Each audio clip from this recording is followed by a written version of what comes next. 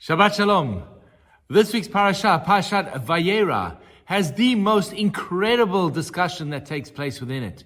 In our Parsha, God appears to Avram and says to him, I'm going to destroy the city of Sodom. Avram rallies to the cause. He stands before Hashem, and what is the most incredible prayer that we've ever reheard in the Bible, Avraham starts to negotiate with the Kadosh Baruch Hu, with God. He says to him, perhaps there are 50 righteous in the city. Perhaps there are 40. Maybe there are 30. Maybe there are 20. And each of the times that he's negotiating with God, God listens to his prayer and says, I'm sorry, there aren't 30. Maybe there are 20. There aren't 20. Maybe there are 10.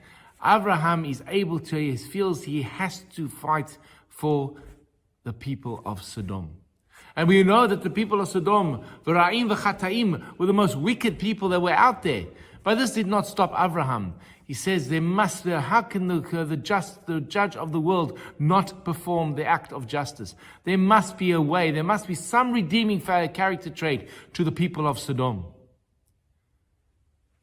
And then Hashem leaves, and Avram goes home.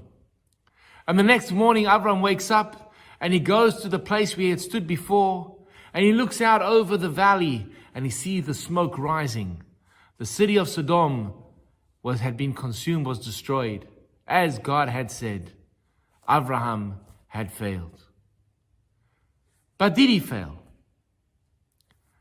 Avram's prayers did not save the city of Sodom, but they saved Lot. And it was Lot, and later through his daughters, and from the house of Moab would come Ruth, and from Ruth would marry into the house of King David, and from King David would ultimately descend the Messianic line. What a prayer! So did Avram succeed in his prayer or not? Too early to tell. On the surface, he failed. He was not able to save the people of Sodom, but he did save Lot, and therefore the Messianic line was saved. How often do we think to ourselves that we have tried something and we have failed? And we look at the result because this is what we wanted and it didn't happen as we planned. And we work ourselves into a state of we are so upset. We have completely failed. We've mucked it up. We tried and it just didn't work.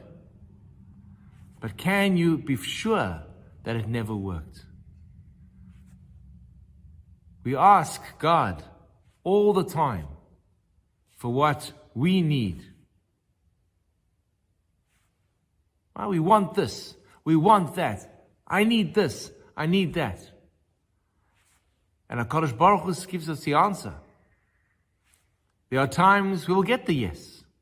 And sometimes we will get the no.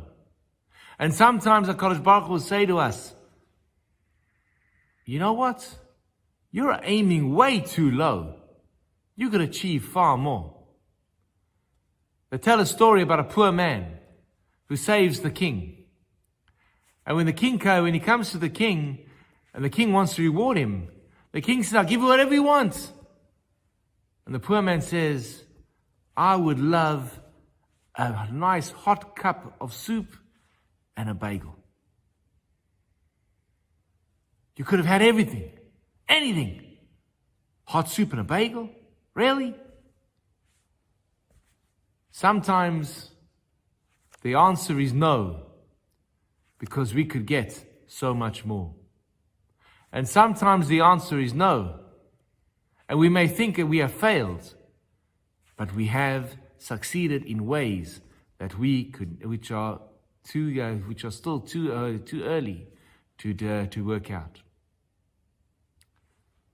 Avram teaches us a fundamental principle in the art of prayer. Number one, prayer is a dialogue. It is me talking to God. And I approach God and I talk to God and I argue with God.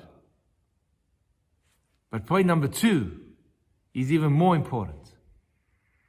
The next morning, Abraham gets up and he omed b'oto makom. He stands in the same place as he had stayed before. His prayer was not successful in his eyes.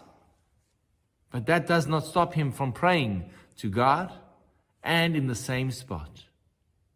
There's another character in the Bible, a man by the name of Bilam, a non-Jewish prophet who is employed to curse the Jewish people. And he too prays to God to curse the Jewish people. But his prayer fails. So he tells Balak the king, let's try another place. Let's go pray from here. Fails. Let's go pray from here. Fails. He viewed the failure as a result of the place.